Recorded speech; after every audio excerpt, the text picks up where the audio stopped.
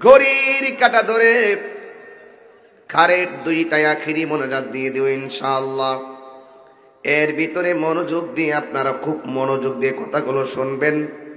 অন্তত এই বয়ানের ভিতরে যেন 2-3 ঘন্টার প্রেম চলে আসে। নাজাতের জন্য অল্প আমলই যথেষ্ট, যদি আমলটা নিয়মিত হয়। বেশি ওজিফা লাগে না, অল্প অল্প আমল করবেন, দেখবেন নাজাতের জন্য অল্প আমল যথেষ্ট, যদি আমলটা নিয়মিত হয়। আমার নবী বলেন, কেউ যদি ফজরের নামাজের পড়ে 7 বার আল্লাহুম্মা আদিনি মিনান নার পড়ে, কয়বার? 7 বার। সবাই বলেন আল্লাহুম্মা, সবাই বলেন আল্লাহুম্মা আজিরনি মিনান নার। কয়বার? আমার নবী বলেন, কেউ যদি এই দোয়াটা ফজরের নামাজের পরে 7 বার পড়ে, মাগরিবের নামাজের ফরজের পরে 7 বার পড়ে, আমার নবী বলেন ফজরের নামাজের পরে যদি পড়ার পরে দিনে সূর্য ডোবার আগে মারা যায়, আর সন্ধ্যাবেলা পড়ার পরে যদি সকালবেলা হওয়ার আগে মারা যায়, আমার নবী বলেন তার জন্য জাহান্নামের আগুন হারাম হয়ে যাবে। দোয়া কিন্তু অল্প, নিয়মিত করবেন। আমার নবী, আপনার নবী বলেন, কেউ যদি ফজরের নামাজের পরে সূরা ইখলাস 10 বার পড়ে। সূরা ইখলাস মানে কোন সূরাটা? আরো জোরে গন। সূরা মানে সূরার নাম না, সূরা হলো সূরা ইখলাস। সবাই আমার সাথে পড়েন, কুল হুয়াল্লাহু আহাদ আল্লাহুস সামাদ লাম ইয়ালিদ ওয়া লাম ইউলাদ ওয়া লাম ইয়াকুন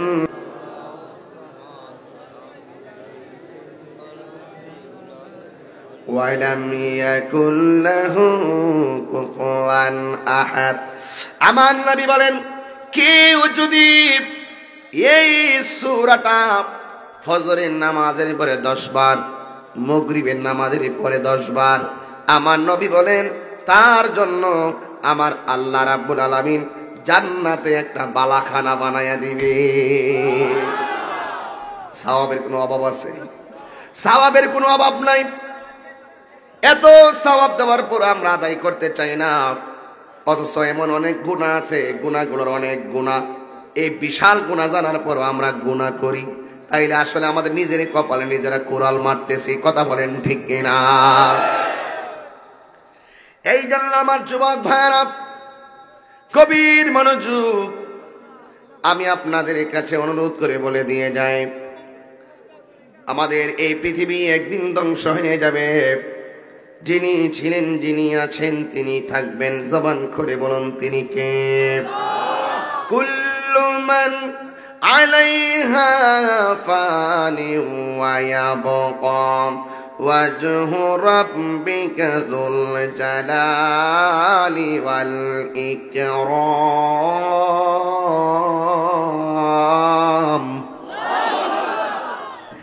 এই পৃথিবী একদিন ধ্বংস হয়ে যাবে, কেউ থাকবে না, কিন্তু আপনাকে বোঝা লাগবে বাবারা আমার, মরণের পরে হয়তো জান্নাতে যাবেন, আর না হয় জাহান্নামে যাবেন।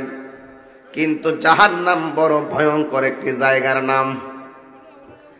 আল্লাহর হাবিব, এই বাবা, এই ক্যামেরাম্যান, তুমি কথা বলছো কেন? আল্লাহ রাব্বুল আলামিন আপনাকে হয়তো জান্নাতে দিবেন, আর না হয় আপনাকে জাহান্নামে দিবেন। এমনিই দিবেন না, যার যার কৃতকর্মের কারণে দিবেন।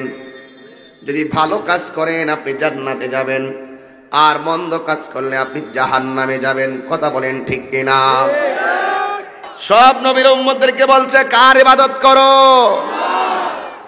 নবীর কথা যে মানে সে জান্নাতি। ঠিক কিনা বলো? নবীর কথা যে মানবে না সে কি? সে জাহান্নামী। এই জন্য যুবক, আপনি তো জানেন না আপনার কি অবস্থা হবে, আপনি জানেন না আপনার কি পরিণতি হবে। এই জন্য আমি আপনাদের সামনে চমৎকার ভাষায় একটা ডকুমেন্টস দিয়ে যাই। যদি কেউ জানতো আমি জান্নাতি, সে কোনোদিন নামাজ পড়তো না, এমনি তো জান্নাতি। আর কেউ যদি জানতো আমি জাহান্নামী, সে কোনোদিন নামাজ ছাড়তো না। কিন্তু নামাজ পড়লে জান্নাতি, নামাজ না পড়লে জাহান্নামী। নবীর কথা মানলে জান্নাতি, নবীর কথা না মানলে জাহান্নামী। এখন এই দুইটা জিনিস বোঝার জন্য আমার আল্লাহ একটা বিবেক দিয়েছেন। এই বিবেক নামের আদালতটা আসমান জমিন বানাইবার 50,000 বছর পূর্বে আমার আল্লাহ তাকদীর বানাইছে। জোরে কোন মারহাবা। আল্লাহ রাব্বুল আলামিন বলেন, তুমি তো জানো না তোমার হাসরের ময়দানে তোমার কপালে কি জান্নাত আছে নাকি জাহান্নাম আছে। যেহেতু তুমি জানো না, সব সময় জান্নাত কামনা করব কার কাছে? শুধুমাত্র জবান দিয়ে তাকাইলেই তো চলবে না, বিসর্জন দেওয়া লাগবে, ত্যাগ দেওয়া লাগবে। বুকে সুখ নাই, ত্যাগে হলো সুখ। ওই ত্যাগ শিখাইয়া দিয়ে গেছেন আমার রাসূল। ইসলামের জন্য, কোরআনের জন্য ত্যাগ শিখাইয়া দিয়ে গেছেন নবীর সাহাবারা।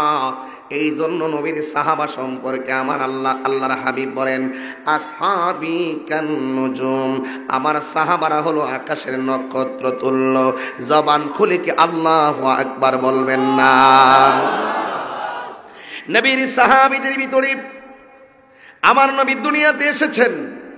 এমন একটা সময় নবী দুনিয়াতে এসে কোরআনের কথা বলেছেন, ইসলামের কথা বলেছেন, আল্লাহর ইবাদতের কথা বলেছেন। যেমন করে ভারতবর্ষে খাজা গরিবে নওয়াজ এমন একটা সময় এসে নবীর কালিমা পড়লেন, যেই সময়ে ওই ভারতে একটা মুসলমানও ছিল না। কথা বলেন ঠিক কিনা? আজকে আমি হাজার তোর বক্স বন্ধ, তুমি কি টের পাও না? আচ্ছা ঠিক আছে। আল্লাহ রাব্বুল আলামিন যুগে যুগে যুগে যুগে হককে প্রতিষ্ঠা করার জন্য যত জাহেল ছিল জাহেলদের কাছে মোমেন পাঠাইছে। ফেরাউনের আমলে মুসা নবীরে পাঠাইছে, নমরুদ্দার সময় ইব্রাহিম নবীরে পাঠাইছে, আবু জাহিল্লার সময় আমার নবীকে পাঠাইছে। কথা বলেন ঠিক না বেঠিক? এই জন্য যুবক অনুরোধ করে বলি, আপনার নবী আমার নবীকে আল্লাহ এমন একটা সময় পাঠাইছে, যে এই সময় মানুষের ঘরে কন্যা সন্তান যদি জন্মগ্রহণ করত, এই কন্যা সন্তানকে অপমান মনে করে জিন্দা কবর দিয়ে ফেলতো। নাউজুবিল্লাহ বলেন। হ্যাঁ, জিন্দা কবর দিয়ে ফেলতেন। ছোট বাচ্চা যখন এই কবরের ভিতরে যখন বাবা সন্তানকে শোয়া দিতেন, ছোট্ট সন্তান আর কি বোঝে, বাবা ডাকটা কোন রকম ডাকতে পারে, বলতেছে আব্বা আপনিও আসেন।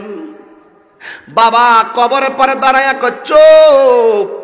আবার কিছু কিছু মেয়ে আছে কথা বলতে পারে, আব্বা ঘরের ভিতরে বিছানায় না শোয়াইয়া মাটির ঘরে কেন শোয়াইলেন? কয়েক কথা বলিস না। কিছুক্ষণ পরে মেয়েগুলা তাকাইয়া দেখে পাষণ্ড বাবা উপরে মাটিগুলা টাইনা টাইনা কবরে মাটি দিতেছে।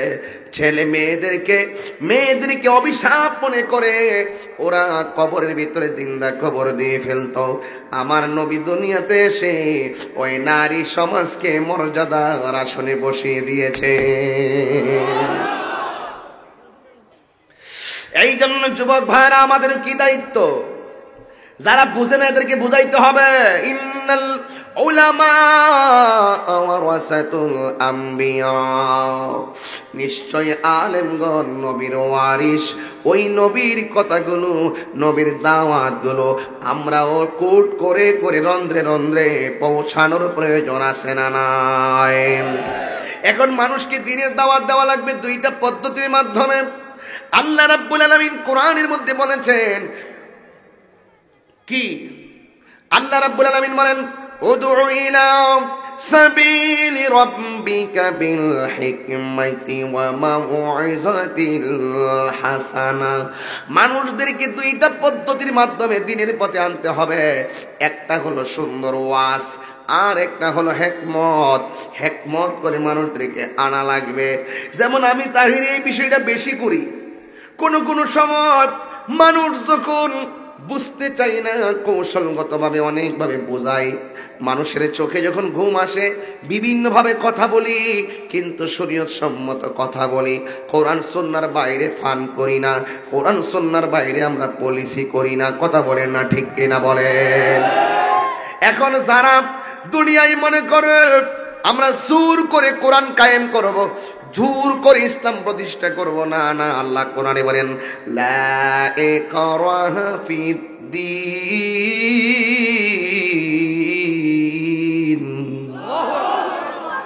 দ্বীনের মধ্যে কোনো জোর জবরদস্তি নাই। কথা বলেন না ঠিক কিনা বলেন?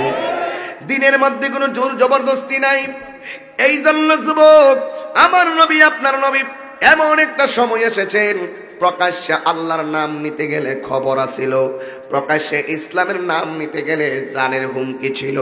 এইভাবে আমার নবী যখন আল্লাহ বলে ও বন্ধু ধীরে ধীরে ধীরে ধীরে আপনি দ্বীনের দাওয়াত দেন, যখন দাওয়াত দিছে সর্বপ্রথমে একটা ছেলে আমার নবীর কাছে চলে আসছে। ওই ছেলেটার নাম হইল হযরতে আবু বকর। একজন, দুইজন, তিনজন, চারজন, আজকে হাজার হাজার মানুষ আমার সামনে রাত্রে এতটার সময়। দিনের কথা বলতেছি, কোনো বাধা নাই, কিন্তু ওই সময় কোরআনের কথা বলতে গেলে খবর ছিল। সাহাবাদের যুগ ছিল সোনালী যুগ। আজকে 3 বেলা ভাত খাইয়া ইসলাম নিয়ে নাড়াগাড়া হয়। কথা বলেন ঠিক কিনা বলেন? এই জন্য আমার নবীর সংখ্যা মাত্র 28 জন। কয়জন? এই 28 জন নবীকে নিয়ে 29 জন দিনের কথা বলেন, কিন্তু গোপনে গোপনে মিটিং করেন, প্রকাশ্যে করতে পারে না। এই 28 জন মানুষ আমার নবীরে ডাক দিন ইয়া রাসূলুল্লাহ। আর কত গোপনে গোপনে গোপনে গোপনে আল্লাহরে ডাকতাম, আমরার মন চাইতেছে গো প্রকাশ্যে আমার আল্লাহর গান গাইতাম।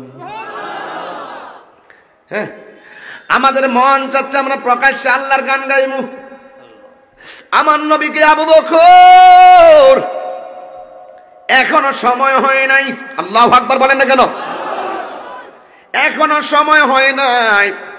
আমার নবী জানার ক্ষমতা আছে না নাই? আমার নবীকে জানিয়ে দিয়েছেন কে? আর রহমান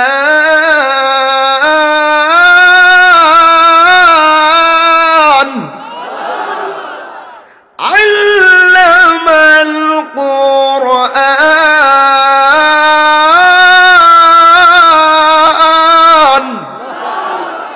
রহমান কে? আরো যারা রহমান কে? কুরআন শিক্ষা দিয়েছে কে? আমার নবীকে বুইস্তু মুআল্লিমান, আমি শিক্ষক হয়ে পৃথিবীর মধ্যে এসেছি। নবীর শিক্ষক কোনো হুজুর না, নবীর শিক্ষক কোনো এমপি না, নবীর শিক্ষক কোনো মন্ত্রী না, নবীর শিক্ষক কোনো ওজিরি না, নবীর শিক্ষক কোনো রাষ্ট্রপতি নয়, নবীর শিক্ষক কোনো মাওলানা নয়। আমার নবী বলেন আমি নবীর শিক্ষক হলো স্বয়ং আল্লাহ। বিহাত্তর আল্লাহু আকবার।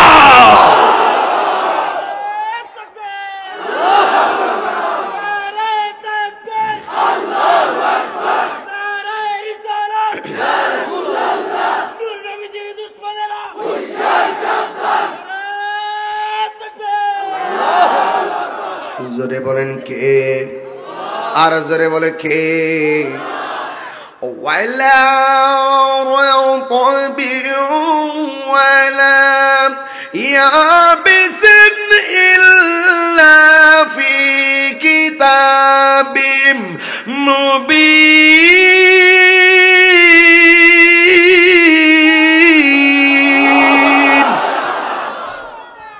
কোরআন শরীফ পড়লে খারাপ লাগে? কোরআন শরীফ পড়লে খারাপ লাগে? গান গাইতেছি, গান গাইতেছি। এই জন্য আমি তাহির মাঝে মাঝে খুব মস্তিষ্ক নষ্ট হয়। এই জন্য আমি পড়ি কোরআন তেলাওয়াত, মাঝে মাঝে নবীর শান গাই, ওরির শান গাই। এইগুলার দোকান পাটের ভিতরে যাই মানুষের মধ্যে সমালোচনা করে, তাহির নাচানাচি করে, গান গায়। আরে বাবা দাঁড়ায় জিকির করছি, কি গুনাহ হইছিনি? গুনাহ হইছিনি? তো যারা এটার ভিতরে ডিজে গান লাগায়া মানুষের মধ্যে বিভ্রান্ত করছে, দোষ হইলে হ্যাঁ গো দোষ, আমার কি দোষ? এই জন্য আমার হাতে কোরআন আছে না নাই? আছে না নাই? মানুষ তাহিরির ভুল ধরা সহজ, মানুষের ভুল ধরা সহজ, কিন্তু নিজেকে সংশোধন করা অনেক কঠিন। তাহিরির বিরুদ্ধে দোকানপাটে এক কাপ চা পান কইরা তাহিরির বিরুদ্ধে গালাগালি করা, মন্দসারি করা, মুনাফিকি করা সহজ, কিন্তু তাহিরির মতন প্রতি রাত্রে হাজার হাজার মানুষ নিয়ে কোরআনের কথা বলা বড় কঠিন। ঠিক কিনা বলো? তুই হাত তুলে বল, ঠিক কিনা বলো? আমি বলি কোরআনের কথা, আমি বলি দ্বীনের কথা, আমি বলি ইসলামের কথা, আমি বলি হক কথা। আজকে হক কথাকে যারা বিভ্রান্ত করে সমাজে দ্বন্দ্ব লাগাইতে চায়, এরাই হলো সবচাইতে সমাজের করোনা ভাইরাস। ঠিক কিনা বলে?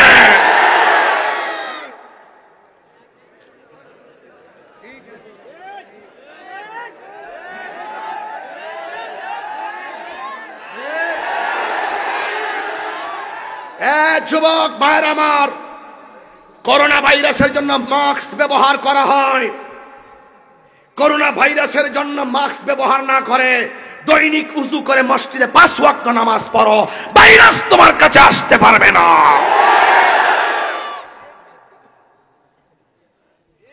ঈমান তাজা করো, ঈমান তাজা করো। সৎ সাহস, সাহস ভালো, সৎ সাহস হতে হবে। কি সাহস হতে হবে? আবু বকর সিদ্দিক রাদিয়াল্লাহু তাআলা আনহু বলেন, গোপনে আর আল্লাহর নাম ভালো লাগে না, নবীকে অর্ডার দেন প্রকাশ্যে। আমার নবীকে আবু বকর এখনো সময় হয় না, কারণ আমার নবী হলো গায়েবের খবর দেনেওয়ালা।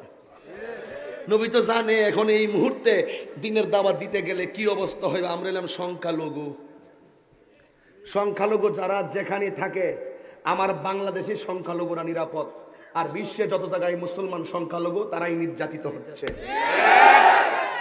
ঠিক কিনা বলেন? ওই আমার নবী 1450 বছর আগে যে কথা বলছিল, দেখো তোমরা সংখ্যালঘু, এখন দিনের দাওয়াত দেওয়ার সময় হয় নাই। আপনার মনে একটু ঘুমে আসতেছে, ঠিক না? আচ্ছা, আমি গোছাই ফেলবো ইনশাল্লাহ একটু আস্তে। তবে একটি কথা বলতে চাই, আমি যে কথাগুলো বলতেছি যুক্তি ছাড়া কি বলছি। তবে আমাদের দেশের মধ্যে মানুষ আছে, কিছু অমানুষও আছে। আল্লাহ কোরআনে বলছে মানুষ সৃষ্টির সেরা জীব, আবার আল্লাহ কোরআনে বলছে এই মানুষ আবার পশুর চাইতে আরো নিকৃষ্ট। সৌদি আরব বলেন, বিভিন্ন ইরান কান্ট্রি বলেন, দেখবেন রমজান মাস যখন আসে দ্রব্যমূল্যের দাম কমায় দেয়।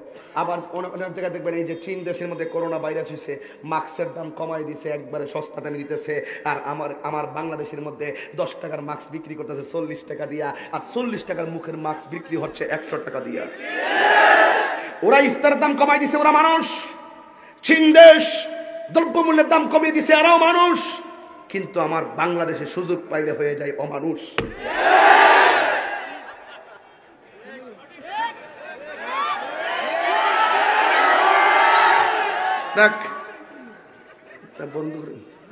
নীতিতে আসেন, নীতিতে। নীতি হলো মানুষ মানুষের জন্য, humanity is the very important element for our life. মানুষ মানুষের জন্য, মানুষ মানুষের করে জীবন দিবে, মানুষ মানুষকে সাহায্য করবে। ঠিক কিনা বলে? হয়তো রাত্র গভীর হয়েছে, আমার এত উচ্চ চিৎকার করা ঠিক না, নীরবে নীরবে ওয়াজ করি, কিন্তু মনের ভিতরে একটা রাগ চলে আসে। ঠিক কিনা বে ঠিক? মনের ভিতরে রাগ চলে আসে কেন জানেন? এই জন্য মানুষ মানুষকে আজ মানুষ মনে করে না। দেখছেন না, পেঁয়াজের দাম বাড়ছে, ফাঁকে লবণের দাম বাড়াই দিচ্ছে। হ্যাঁ, এটাও মানুষ। এইগুলো হলো মানুষ। ওই গত আজকে দেখলাম মাস্কের দাম ছিল 20 টাকা, এটা বিক্রি করছে 40 টাকা। যাক, অসুবিধা নাই, 20 টাকা লাভ করা স্বাভাবিক।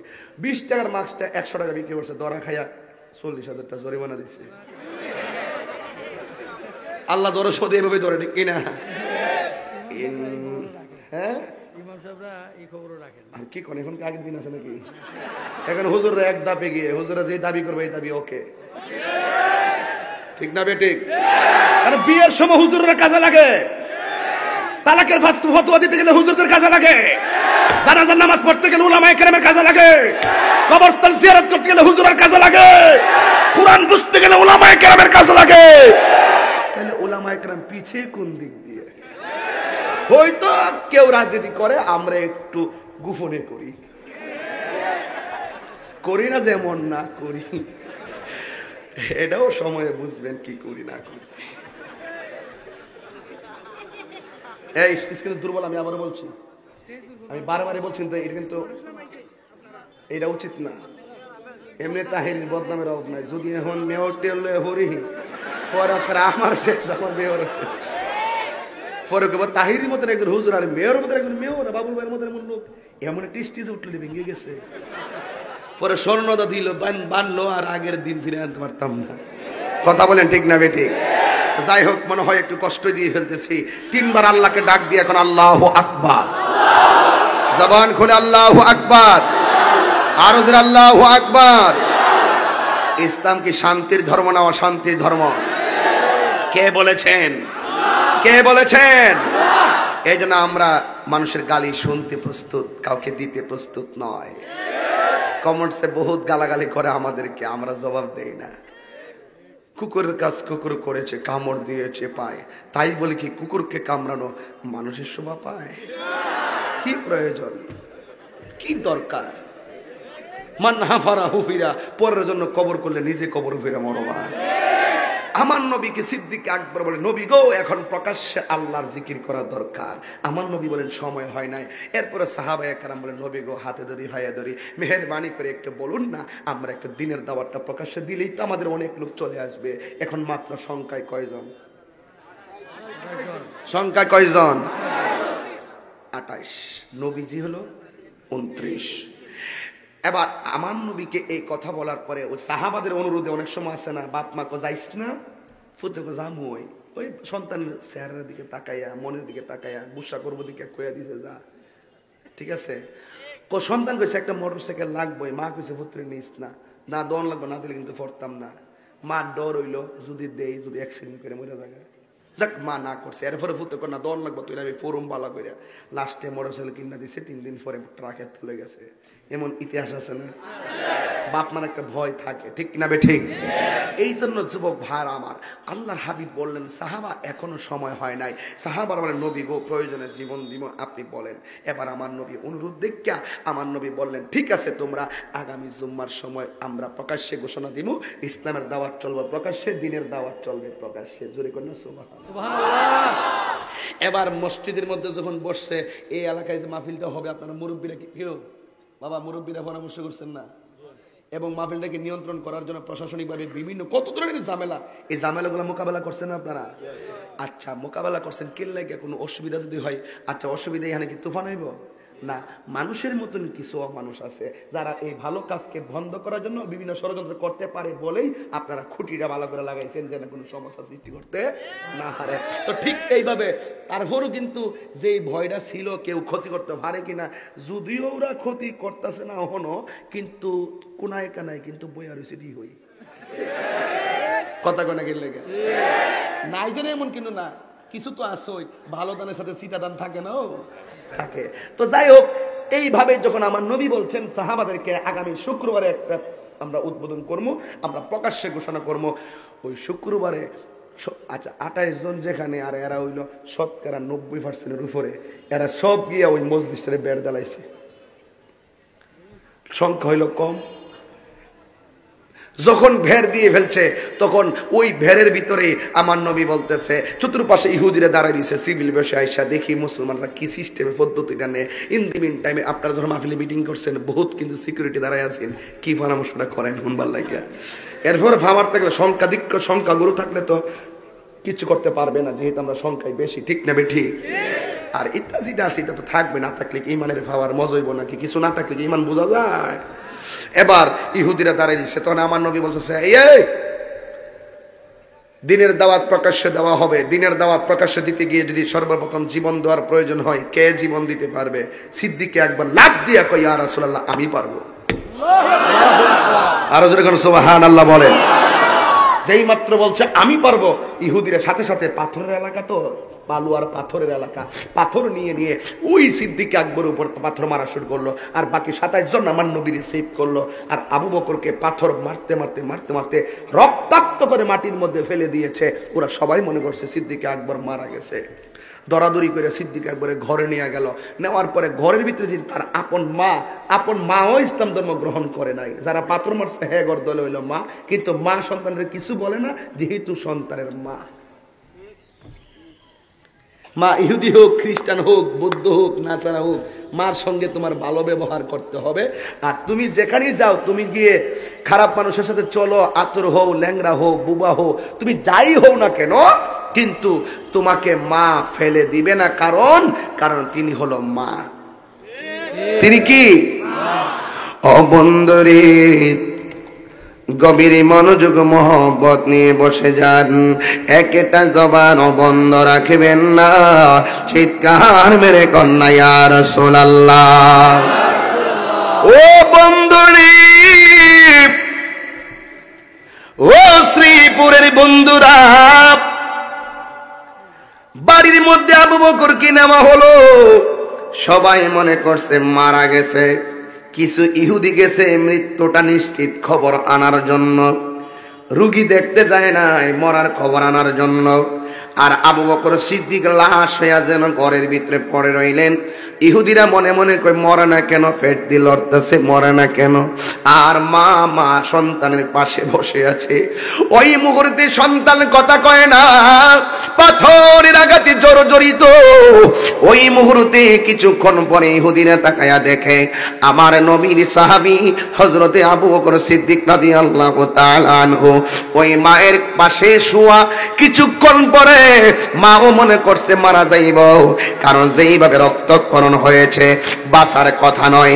এবার কিছুক্ষণ পরে ইহুদিরা তাকাইয়া দেখতেছেন সিদ্দিক একবারে দুইটা ঠোঁট লাড়াচাড়া করতেছে, শুধুমাত্র দুইটা ঠোঁট নয়, চোখের পাপড়ি গুলো মিটিমিটি করতেছে। যারা চোখটা খুলনা তাকাবে, চোখের গোড়া দিয়া রক্ত, মাথার উপর দিয়া রক্ত। কিন্তু ইহুদিরা কই এত মারা মারলাম, এরপর মরে নাই, এর আর বেশি ভালো লাগে নাই। এরপর ইহুদিরা দাঁড়ায় রয়েছে। আবু বকর কি বলে? আবু বকর সিদ্দিকের আম্মা ডাক দিয়া কয়, ও আবু বকর, ও আবু বকর রে, তোমার শরীরটা এখন কেমন? তোমার শরীরের ভিতরে এত রক্ত, ঘন্টার পর ঘন্টা চলে গেল, তোমার শরীরটা কেমন? মা যদিও বিধর্মী, এরপর মা খবর নিবে। সন্তান তো 10 মাস 10 দিন তো মার পেটের সন্তানকে রেখেছেন। মা ডাক দিয়ে কি, আব্বু তোমার শরীরটা কেমন? ইহুদিরা তাকায়া দেখে আবু বকর কি বলে। সিদ্দিক একবার ডাক দিয়া কয়, ও মা, আমার তাজা শরীরে তাজা রক্ত ঝরতেছে, আমার শরীরটা নিস্তেজ হয়ে আছে গো মা। তুমি জানতে চাইতেছো আমি কেমন আছি? ও আম্মা, আমারে বলো না আমার রাহমাতুল লিল আলামিন কেমন আছি? আমার খবর নিও না গো মা, আগে বলো আমার নবী কেমন আছে? মা ডাক দিয়ে গিয়া বুড়ি, নবীরে তো বাড়িতে দরাদরি করে নিয়ে গেছে, মনে হয় ভালো আছে, তুই একটু খাওয়া দাওয়া কর, নে একটু পানি পান কর, গলাটা মনে শুকায়া গেছে, নে একটু খাবার খা। সন্তান ডাক দিয়ে কে, আম্মা তুমি আমার বলতেছো খাবার জন্য, কিন্তু আমি আবু বকরের শেষ কথা হলো আমার নবীরে যতক্ষণ পর্যন্ত আমার নবীরে আমার চোখে দেখব না গো, ততক্ষণ আমি আবু বকর এক ফোঁটা পানিও জিহ্বার মধ্যে লাগাইতাম না।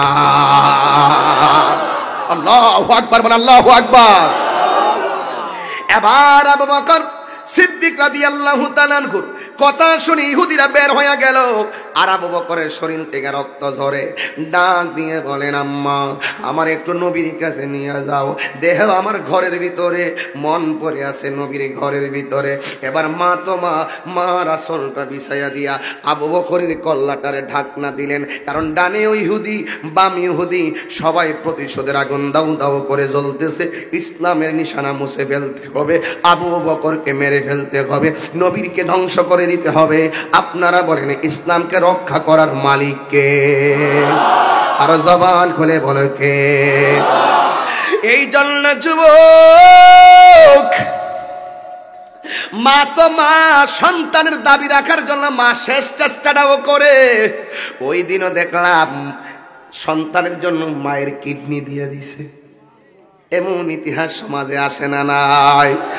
এ যুবক, মায়ের আসলের ভিতরে রক্ত মাখা সন্তানের কল্লা ইহুদিরা যেন না দেখে, আমার নবীজির দরবারে আবু বকরকে নিয়ে গেল।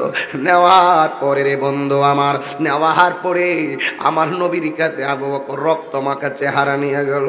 আমার নবীর কাছে আমার নবী আসলো আবু বকরের কাছে। আয়েশা আবু বকরের কপালের মধ্যে একটা চুমা দিছে। আয়েশা আমার নবী কয়, আবু বকর তোমারে কইছিলাম না এখনো প্রচারের সময় হয় নাই? তোমার দেখছনি তোমার শরীরটা কেমন রক্তাক্ত করে ফেললো, তোমার এখন শরীরটা কেমন? আবু বকর কয়, নবী গো, নবী গো, আমার খবর বইলেন না, আগে বলেন না গো আপনি নবী কেমন আছে? হাজারো ব্যথা বেদনার পড়ে ফিরে আসনি তুমি আপন ঘরে, দিনের আলো তুমি ছড়িয়ে দিতে চলে গেছো মদিনায় মক্কা ছেড়ে। হে রাসূল তোমাকে ভুলি আমি কেমন করে, বলেন না, হে রাসূল তোমাকে ভুলি আমি কেমন করে। ঠিক কিনা বলো? খেয়ে না খেয়ে দিন প্রচারের কাজে নিজেকে দিয়েছ বিলিয়ে, তাই ফেরে কাফেরেরা চিনল না সে আলো, দুষ্ট ছেলেদের পিছু দিল লেলিয়ে। পাথরের আঘাতে ক্ষত বিক্ষত হয়ে সারা শরীর বেয়ে রক্ত ঝরে। হে রাসূল তোমাকে ভুলি আমি কেমন করে? হে রাসূল তোমাকে ভুলি আমি কেমন করে? আওয়াজ করে কোন ইয়া রাসূলুল্লাহ। সবাই একটু আমার মুখে মুখে বলেন, হাজারো ব্যথা বেদনার পড়ে ফিরে আসনি তুমি আপন ঘরে, দিনের আলো তুমি ছড়িয়ে দিতে চলে গেছো মদিনায় মক্কা ছেড়ে। হে রাসূল তোমাকে ভুলি আমি,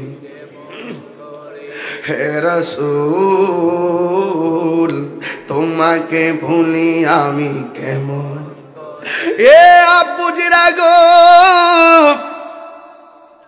রাত্র প্রায় 1:30টা বেজে গেল। বন্ধু বন্ধু আমার নবী আবু বকরের রক্ত চক্ষু মুবারকে বাসাইয়া রাতের বেলা নবী চিন্তা করলো, ও আল্লাহ কোথায় পাঠাইলা? দিনের কথা বললে তারা শুধু মারে। এবার আমার নবী ঘরের ভিতরে ইহুদিরা প্রকাশ্য দিনের দাওয়াতের কথা শুনে মিটিং করলো। নবীরে মারতে পারলে কাম হইয়া যাইব, নাউজুবিল্লাহ কোন। নবীরে জিন্দা পারো মুর্দা পারো দইরা নিয়ে আসো, 100 উট উপহার দেওয়া হবে। এই যখন এলান করে দিলেন, সংখ্যালঘুদের উপর নির্যাতন করতে সহজ হয়, কারণ নবীর ঘর চিনে, নবীরে চিনে, সংখ্যায়ও কম। ওরা নবীকে মারার ষড়যন্ত্র যখন হাতে নিয়েছে, আমার আল্লাহ রাব্বুল আলামিন আর সহ্য হয় নাই। আমার নবী তো নিজের মন গড়া কোনো কিছু বলে না, আল্লাহর ইশারায় নবী বলে, আমার আল্লাহ বলেন, ওয়ামা ইয়ানতিকু আনিল হাওয়া ইন হুয়া ইল্লা ওয়াহিয়ুন ইউহা। আল্লাহ ডাক দিয়ে কয়, বন্ধু আপনাকে মারার জন্য ষড়যন্ত্র শুরু করেছে। আল্লাহ কয়ে ষড়যন্ত্র করবি আমার বিরুদ্ধে, আমার মুমিনের বিরুদ্ধে, কোরআনের বিরুদ্ধে, ইসলামের বিরুদ্ধে ষড়যন্ত্র করবি, বন্ধু নবীর বিরুদ্ধে ষড়যন্ত্র করবি, আমি আল্লাহ ষড়যন্ত্রের উত্তম জবাব দিয়ে দিব। আপনারা বলেন আমার আল্লাহ জবাব দিতে পারি কি পারে না? এই যে দলিল আল কোরআন, ওয়া মাকারু ওয়া মাকারাল্লাহ ওয়াল্লাহু খায়রুল মাকিরিন।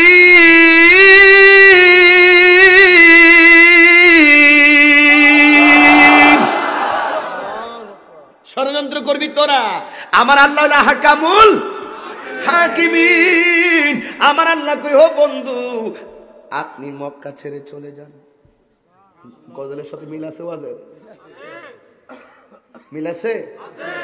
নবী ডাক দিয়া কই, আলী তুমি আমার ঘরে থাকবা, আমি তোমার সঙ্গে আমার দেখা হবে মদিনায়। কয় কারণ কাফেররা আমাকে খুঁজতেছে, পাইলে আমাকে মেরে ফেলবে। ঠিক না মিটি? আরো জোরে ঠিক কিনা বলেন? ওরা আমাকে মেরে ফেলবে। এই কথা বলার পরে সিদ্দিক একবারে কানে গেল বিদায়ের বার্তা। আবু বকর রাদিয়াল্লাহু তাআলা আনহু চোখের পানি মোবারক ছেড়ে কান্না শুরু করলেন। ডাক দিয়া গো নবী গো, 7 দিন যদি না খাইতাম আমার ক্ষুধার যন্ত্রণায় শোয়া থেকে দাঁড়াইতে পারতাম না। যেই মাত্র আপনার চেহারা মোবারক দেখতাম আমার 7 দিনের ক্ষুধা সেকেন্ডে দূর হয়ে যেত। এবার আমার নবীজি বলেন, আমাকে চলে যাওয়া লাগবে। এই সিদ্ধান্ত আমার নয়। এই শ্রীপুরের মানুষ, ইসলামপুরের মানুষ, আদমপুরের মানুষ, আর কি গ্রাম জামালপুর আসেনি, কিসের আরেকটা আছে কি জানি, প্রেমের বাজারে এসে গেছি। কথা বলেন ঠিক না? তাহলে জবান খুলে বলো, রক্ষা করার মালিক কে? কমলগঞ্জের মানুষ জবান খুলে বলে, রক্ষা করার মালিক কে? এবার আমার নবী বলে, আবু বকর আমাকে চলে যাওয়া লাগবে। এবার আবু বকর সিদ্দিক রাদিয়াল্লাহু তাআলা আনহু রওনা দিয়ে দিবেন। আমার নবী রওনা দিবেন একদিন রাত্রে, কিন্তু কোন দিন যাবে আমার নবী বলে নাই গো। হঠাৎ করে একদিন রাতের বেলা আমার নবী রওনা দিয়ে দিল। আমার নবী বলে, ও মক্কা রে, তুমি এত সুন্দর, আমার আল্লাহ যদি আমারে মদিনায় যাওয়ার কথা না বলতেন, আমি কোনদিন আমার মায়ের দেশ ছাইরা কোনদিন মদিনায় যাইতাম না। এত সুন্দর মক্কা। আমার নবী রাতের বেলা রওনা দিল, মিটি মিটি আকাশের তারকাগুলো জ্বলতেছে। আমার নবী একবার ডানে তাকাইয়া কান্দে, দিলের শোভা মাঠের ফসল, নদীর কলতান, বনের আদর, মায়ের সোহাগ, পাখির ঠোঁটের গান, আল্লাহ সবই তোমার দান। আল্লাহ দেশের জন্য মায়া আছে না নাই? ওয়াজ করতে আসি, বাড়িতে না গেলে ভালোই লাগে না, নিজের গ্রাম না দেখলে মজাই লাগে না। বিদেশ গেছে 10 বছর চাকরি করছে, না আসলে ভালোই লাগে না। ঠিক কিনা বলো? এই জন্য আমার নবী বলছে, হুব্বুল ওয়াতানি মিনাল ঈমান, দেশকে ভালোবাসা হলো ঈমানের অঙ্গ। কথা বলেন ঠিক কিনা? এই বাংলার জমিনের 1 ইঞ্চি মাটির প্রতি আমাদের দরদ আছে না নাই? এই জন্য আমার নবী হঠাৎ করে একদিন রাতের বেলা বের হলো, ডানে তাকায়া কান্দে, বামে তাকায়া কান্দে। হঠাৎ করে সিদ্দিক আকবরের ঘরের মধ্যে গেল, যাইয়া এইভাবে ফা করাল বাপ দরজার মধ্যে ঢুকা দিল। যেই মাত্র দরজায় ঢুকা দিল, সিদ্দিক একবার ঠাস করে দরজাটা খুললেন। কইলা ডাক দিয়ে কয়, লাব্বাইক ইয়া রাসূলুল্লাহ। আমার নবী বলে, আবু বকর, এত গভীর রজনীতে হঠাৎ কইরা তোমার বাড়িতে আসছি গো। তুমি আবু বকরকে ডাকটা দিতে দেরি, দরজা খুলতে দেরি করো নাই। আমি নবী জানতে চাই তুমি আবু বকরকে ঘুমাও নাই। আবু বকর সিদ্দিক রাদিয়াল্লাহু তাআলা আনহু ডাক দিয়া বলি, ইয়া রাসূলুল্লাহ, নবী গো, ওয়াল্লাহি তাল্লাহি বিল্লাহ, যেদিন বলছেন আপনি মক্কা ছেড়ে মদিনায় যাবেন, দিন নাই রাত নাই, কোন দিন আমার আয়েশা একটা ডাকের বেশি 2টা ডাক দেওয়া লাগে? খোদার কসম করে বলি, আমি একটা দিনও বিছানার মধ্যে পিঠ লাগাই না। আর আল্লাহু আকবার বলেন। এবার আমার নবী বলে, আবু বকর চলো মদিনায় যাব। আবু বকর সিদ্দিক রাদিয়াল্লাহু তাআলা আনহুকে সাথে নিলেন। নেওয়ার পরে সামনে যাওয়ার পরে আবু বকর সিদ্দিক রাদিয়াল্লাহু তাআলা আনহু বলেন, নবী গো, সামনে যাইতেছেন ভালো কথা, কিন্তু সামনের বাড়িটা তো ইহুদির বাড়ি। ওরা চ্যালেঞ্জ করছে, আপনাকে জিন্দা কিংবা মরা ধরে নিতে পারলে 100 উট উপহার দিবে। নবী গো, এতক্ষণ আপনি আমার সামনে ছিলেন, এখন আমি আপনার সামনে থাকবো। আমার নবী বলে, আবু বকর কেন? আমার বকর ডাক দিয়ে কয়, নবী গো, আপনি যদি সামনে থাকেন কাফের আপনাকে তীর মাইরা দুনিয়া থেকে বিদায় করে দিতে পারে। আমি আবু বকর আপনার সামনে থাকবো, একটা বুঝি না, দুইটা বুঝি না, 1000 তীর যদি আসে আমি আবু বকরের বুকের মধ্যে পেতে লইব, কিন্তু আমার সামনে আপনার বদন মুবারকে একটা তীরের আঘাত লাগলে আমি আবু বকর সহ্য করতে পারবো না। এই জন্য যুবক আমার নবী রওনা দিল। হঠাৎ করে আমার নবীর ঘরে কাফেররা ঢুকছে, আমার নবীরে মেরে ফেলবে। আরে পুলিশ প্রশাসন যদি আসামি ধরতে আসে প্রথম তার বাড়িতে যায়, জোরে কোন কোথায় যায়? বাড়ির মধ্যে যায়। বাড়ির মধ্যে গিয়ে যদি না পায় ভিন্ন দিকে তালাশ করে। ওই কাফেররা সোজা নবীর বাড়িতে গেল, পাথই ওই যে খেজুরের দরজার ঠাস করে গিয়ে ভিতরে ঢুকলো। ডইকে যাইয়া দেখতেছে হযরতে আলী রাদিয়াল্লাহু তাআলা এইভাবে মুখটা ঢাইকা ঘুমায় রইলেন। এবার ওই বেয়াদবরা তলোয়ারের মাথা দিয়া কাপড়টা সরাইলো, সরাইয়া দেখতেছে নবী না, তিনি হলো আলী। ডাক দিয়ে কই, আলী, নবী কই? দরজা দিয়ে গেছে। কোন দিকে গেছে এটাও কয় না, কোথায় গেছে এটাও কয় না, দরজা দবাইরি সেটাই সত্য।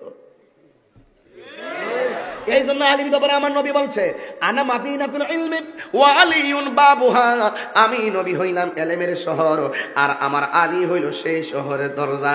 তার ভিতরে ইলমে মারিফতের জ্ঞান আছে না নাই? এবার এখন প্রশ্ন করো, আলী, তুমি মুখটা তো খুইলা ঘুমাইতে পারতা, তুমি তো জানো নবীরে দেখলে তারা মেরে ফেলবে। এখন তুমি যে মুখটা ঢাইকা ঘুমাইছো, ওরা যদি তোমার দেইকা মাইরা ফেলতো, আর মুখটা না খুইলে যদি নবী মনে কইরা মাইরা ফেলতো, তুমি কি করতা? আলী জবাব দে, বন্ধুরি বন্ধুরে,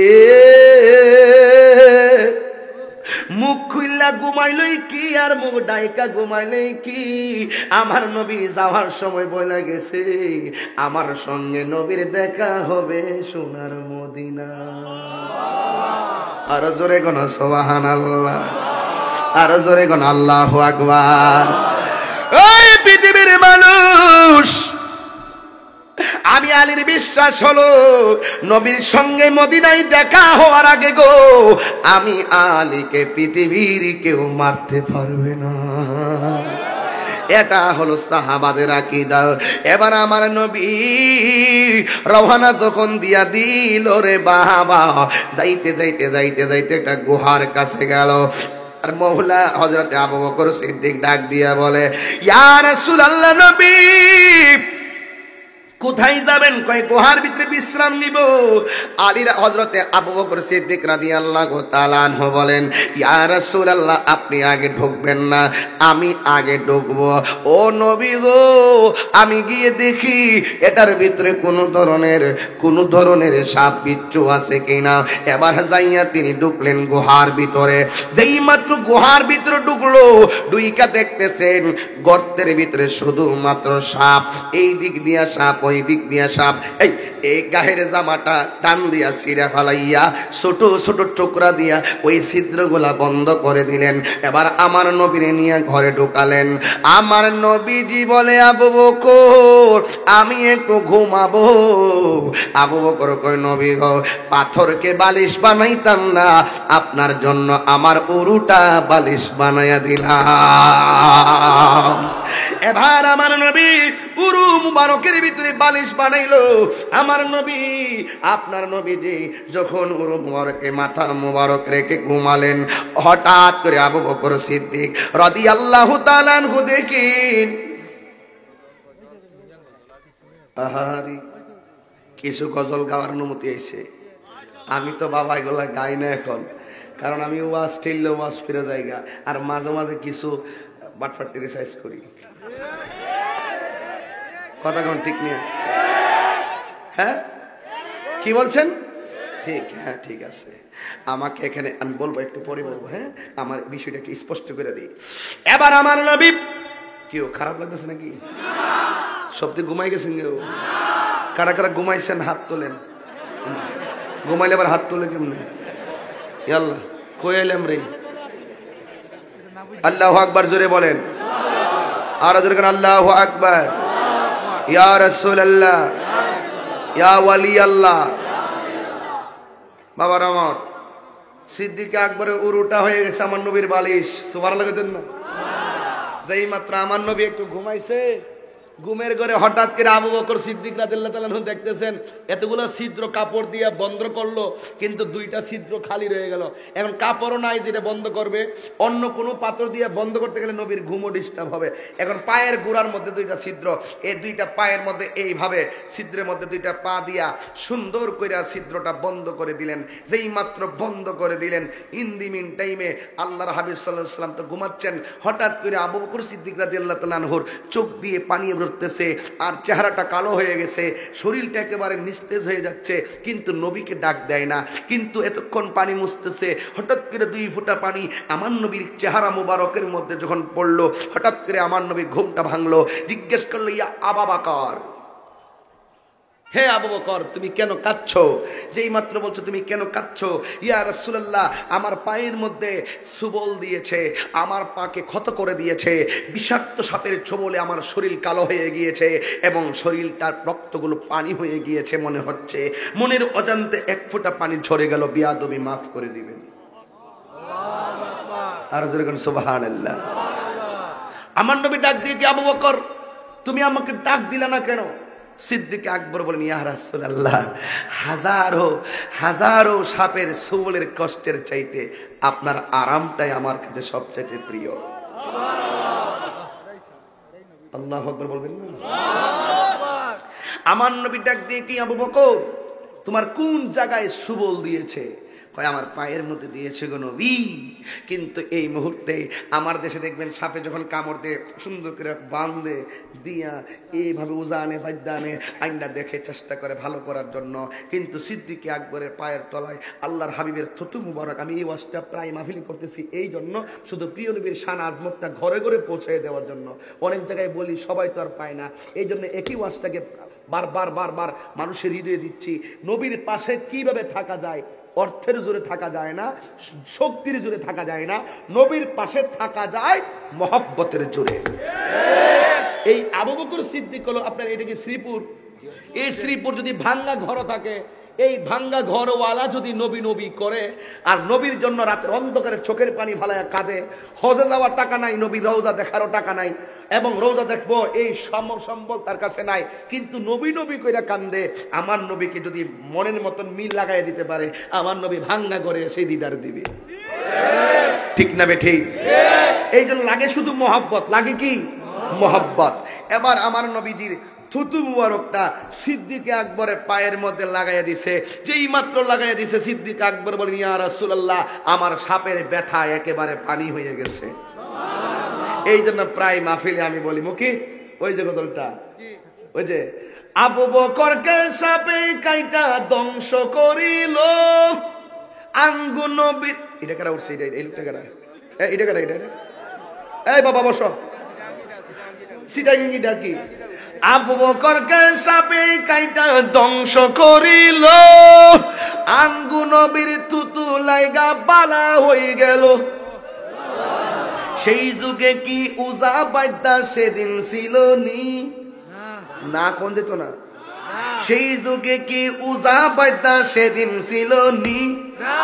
আরো জোরে, সেই যুগে কি উজা বাদ্যা সেদিন ছিল নি? বিজ্ঞানীদের বিজ্ঞানী আঙ্গু নবীজি, বিজ্ঞানীদের বিজ্ঞানী আঙ্গু নবীজি। বিজ্ঞানীরা রকেট চড়ে চাঁদের দেশে যায়, আঙ্গু নবী রকেট সারা মেরাজ শরীফ যায়। আল্লাহু আকবার। বিজ্ঞানীরা রকেট চড়ে চাঁদের দেশে যায়, আঙ্গু নবী রকেট সারা মেহরাজ শরীফ যায়। ওরে সেই যুগে কি রকেট বিমান সেদিন ছিল নির্ঘাটি। বিজ্ঞানীদের বিজ্ঞানী আঙ্গু নবীজি, বিজ্ঞানীদের বিজ্ঞানী এমন একটা মায়ার নবী টুকাই হাইবানি, এমন একটা মায়ার নবী জিন্দা, এমন একটা মায়ার নবী খুইজা হাইবানি। বিজ্ঞানীদের বিজ্ঞানী কাগো নবীজি। হুজুরে কি সুবহানাল্লাহ কইতেন না? আরো জোরে বলেন আল্লাহু আকবার, আরো জোরে বলে ইয়া রাসূলুল্লাহ বলে। আমার নবীজিকে খোঁজার জন্য ওরা আসতেছে। সিদ্দিক আকবর বলে ইয়া রাসূলুল্লাহ, ওরা তো আমাদের দিকে আসতেছে। আমার নবী ডাক দিয়ে কি, আবু বকর লা তাহজান ইন্নাল্লাহা মা'ানা, হে আবু বকর চিন্তা করো না, আমাদের সঙ্গে আল্লাহ আছে। আবু বকর এবার একটু ঘুমাই। আর যদি কইতো ইন্নাল্লাহা মাই, নবী যদি কইতো আমার সঙ্গে আল্লাহ আছে, সিদ্দিক আকবর তো লইলে ও নবীর সঙ্গে আছে আমার সঙ্গে নাই। সিদ্দিক আকবর তো কম না, যে মাত্র বলছে মা না আমাদের সঙ্গে আছে, সিদ্দিক আকবর কয় আমি কনফার্ম শিওর আমি আছি। আরো জোরে এই দিক দিয়ে আলীও কই নবীর সঙ্গে মদিনায় দেখা হবে, দেখা হওয়ার আগে পৃথিবীর কেউ আমাকে মারতে পারবে না। এই দিক দিয়ে আবু বকর বলেন আমার নবী বলছেন আমরা দুইজনের সঙ্গেই আল্লাহ আছেন, কাফের মুশরিক আমাদেরকে কিছু করতে পারবে না। হাত তুলে বলুন ঠিক কি না বলো। এগুলো হলো ঈমানি চেতনার বিষয়। এইগুলো সাধারণ মন মাইন্ড নিয়ে শুনলে চলবে না। আমি যখন ঘর থেকে বের হয় আমার কই তুই কারে নিয়ে যাস, পুলিশ প্রশাসন থাকেনি। আমি বলছি যে আমার পুলিশ প্রশাসন কি কি বুঝি না এগুলো। মাঝে মাঝে রাখি, মাঝে মাঝে রাখি না, মাঝে মাঝে এমনি চলে আসি।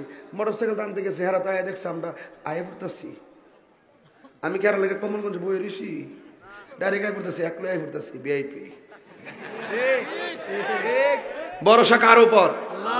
কি বাবা ভরসা কার উপর? ভরসা কার উপর? আমি তো একদিন মরেই যাব, একদিন তো আমি চলেই যাব। আমার ক্যাসেট বাজবে ঘরে ঘরে, হয়তো এলাকা এলাকায় সুখ বার্তা দেওয়া হবে, হয়তো এলাকা এলাকায় মিলাদ দেওয়া হবে, তাহিরি ইন্তেকালে অনেক জায়গায় দোয়া চাওয়া হবে। তাহিরি জীবন ধন্য হবে যদি রাসূল রাজি থাকে। হাজার দোয়ায় কাজ হবে না আমার নসিবে যদি নবী না থাকে। দুনিয়া থাকতেই তোমাকে নবী চিনে যেতে হবে, কারণ আল্লাহ বলছেন এতক্ষণে ঢুকছি যে ফালা তা'লামু নাফসুম মা উখফিয়া লাহুম মিন কুররাতি আয়ুনিন জাযাআম বিমা কানু ইয়ামালুন। তুমি তো জানো না তোমার শেষ পরিণতি কি হবে, তো তুমি এত হামসে বড় কোণে হচ্ছ কেন? তুমি এমন ভাবে বড় হুজুর সাচ্ছ মনে হয় তুমি আল্লাহর ওলি ফুলের কুলি। তোমার অন্তরে আছে শয়তানের বাসা, অন্তরে নাই নবীর মহব্বতের বাসা। তোমার সালসা যদি কেউ না বুঝুক, একজন বুঝে জোরে বলো তিনি কে? এই জন্য সিদ্দিক আকবর বলেন আমি তাকাইয়া দেখলাম কাফের একবারে গর্তের কাছে। নবী গো আইদি বসে লা তাহজান ইন্নাল্লাহা মা'ানা। কাফের এসে কই এটার ভিতরে নবী ওই বরে আরেকটা তুই কি বেহু হইছস? এটার ভিতরে নবী হইব কেমনে? মুখের মধ্যে মাকড়সার বাসা দেখা যায়, এই জন্য মাকড়সা ঘরে থাকলে মাইরেন না। এটিতে সেই ব্রেকে দেখবেন মাকড়সা ঘরে থাকলে একটা মায়াও লাগে, কেউ কিছু করেও না। এরা অনেক উপকার করছে আমার নবী। একেবারে আরেকটা কয় এটার ভিতরে নবী থাকবো কিভাবে? কারণ মাকড়সা জাল দেখা যায়, নরম একটা জাল, কেউ ঢুকলে তো জালটা থাকার কথা না। নিশ্চয়ই অনেকদিন ধরে গর্তটা হয়ে রয়েছে পরিত্যক্ত, এটা মধ্যে মাকড়সা জাল টালা এসে বান্ধে। কেউ আমরা ঘরে দরজাতে প্রতিদিন ঢুকিয়ে আসা যাওয়া করি, মাকড়সাকে জাল ফাতে। ওই জাল ফাতে কোন জায়গায় করে? কোনা দিয়া, যেখানে মানুষ যায় না। কথা কোন ঠিক না বেঠিক? তো এই করে দেখে ওরা চলে গেছে। সিদ্দিক আকবর বলেন ওয়াল্লাহি তাল্লাহি বিল্লাহ, আমরা দেখছি গুহার ভিতরে ঢোকার রাস্তা শুধু একটা। একটু পরে আমার নবীকে আবু বকর পিছন দিক দিয়ে তাকাও, আমি তাকায় দেখলাম বিশাল বড় পাহাড়ের পিছন দিক দিয়ে আল্লাহ কুদরতি রাস্তা বানিয়ে দিয়েছে। বাবা একদিন তো মরেই যাবো রে বাবা, একদিন আমি চলে যাব, এলাকায় মাইকিং হয়ে যাবে, ফেসবুক, আর কত সুখ বার্তা দিব। কিন্তু এই কথাটাই বলছিলেন কমিটিরা যে এই গজলটা একটু বলার জন্য, চোখেরই পলকে তুমি হতে পারো লাশ। একটু হাত তুলতে হবে বাবা, বিদায় বেলা বলো, আমি বলছি না কারেন্ট দুইটায় ছেড়ে দিব, বলো চোখ। অনেকের হাত উঠছে না বাবা, তোমরা কি মরবা না? এ ঘুম ছেড়ে দাও, ঘুম ছেড়ে দাও। চোখেরই পলকে তুমি তে পারো, একটু সাউন্ডটা তুলে দাও। আহা চিরতরে বন্ধ হবে তোমারি নিঃশ্বাস, হবে এলার তাহিরের নাম মসজিদের মাইক, হবে এলান তোমারি নাম মসজিদের মাইক, বাড়িওয়ালা নাই। আহ, আমার বাবা নাই রে বাড়ি নাই রে দুনিয়াতে, যাদের সাথে চলতে তুমি তাকেতে দিবা নিশি, জানা যায় শরীক হবে তোমার প্রতিবেশী, যাদের সাথে চলতে তুমি তাকেতে দিবা নিশি, জানা যায় শরীক হবে তোমার প্রতিবেশী। ও স্বজনেরা নিয়ে যাবি, ও আর স্বজনেরা নিয়ে যাবে, স্বজনেরা নিয়ে যাবে তোমাকে পালকিতে, ভারীওয়ালা নাই। ইয়াতে বাড়িওয়ালা নাই রে বাড়ি নাই রে দুনিয়াতে, তুমি চোখেরই পলকে তুমি হতে পারো লাশ, চিরতরে বন্ধ হবে তোমারি নিঃশ্বাস, হবে এলান মেয়রের নাম মসজিদের মাইক, হবে এলান তোমারি নাম মসজিদের মাইকে, বাড়িওয়ালা নাই। আহ মাশাআল্লাহ, ইয়াতে বাড়িওয়ালা নাই রে বাড়ি দুনিয়াতে, একটা জবান বন্ধ রাখবেন না, বিদায় বেলায় বলে দিয়ে যায়। আমি বড় মর্মাহত মানুষ, আবেগের ঠেলায় অনেক ধৈর্য নিয়ে কথা বলি। বাড়ির ভিতরে সবাই মাটির মধ্যে গড়াগড়ি করেছে, আমি তাহিরি সবাইকে সান্ত্বনা দিয়েছি। ওই দিন 6 তারিখে, ওই দিন 6 তারিখে চান খারাপিলি আসার একদম বাড়িতে যাওয়ার পরে রনি বাইরে বলছে যে আমি যাব, এরপরও লো প্রেশার হয়ে গেছে, বাড়ি থেকে বিছানা থেকে উঠতেই পারি নাই। বাড়ি থেকে ফোন করে আবার জানানো হয়েছে আমি আসতে পারতেছি না। ওদের চেহারার দিকে তাকিয়েও রাজি হয়েছিলাম যে আমি যাব। আর আমার একটা অভ্যাস হলো, আমি এত সহজে মানুষকে না করতে পারি না। এরপরে যখন আমার বাড়িতে গেছে, আমি বলছি ঠিক আছে আমি চেষ্টা করবো ইনশাল্লাহ যাওয়ার জন্য। যখন শারীরিক অবস্থার অবনতি হয়ে গেল তখন আমি আর আসতে পারি নাই। এরও অনেক কষ্ট পেয়েছে, কষ্ট পাওয়ারই কথা। এর চাইতে বড় কষ্ট আমি লালন করছি, আমার বাবাকে হারিয়েছি। 18 বছর তো আমি মাহফিল মিস করি নাই। 3টা দিন আমার বাবার জন্য কি একটু দোয়ার জন্য আলাদা বাড়িতে নীরবে থাকার দরকার আছে না? আছে না? এইগুলো আপনাদের বুঝতে হবে। আজ আসি নাই কাল আসবো, এটাই নিয়ম। মা মাই সারা পৃথিবী ঘুরে এসে বলবেন, সব জায়গা খুঁজলাম মায়ের তুলনা বের করার জন্য, লাস্টে বলবেন মায়ের তুলনা কেবলই মা। মাগো তোমার মতো লয় না কেহ, আমায় কোলে টানি আঁচল দিয়ে মোচে নাকি, আঁচল দিয়ে মোচে না কেউ আমার চোখের পানি, হাইরে মা জননী আমার, হাইরে মা জন, এই বলেন না কেন আব্বু, হাইরে মা জননী আমার, আমি কেমন কর দেব মাটি, আমি কেমন করে দেব মাটি তোমার কবরে, মা তুমি আমার আগে যেও না গো মরে।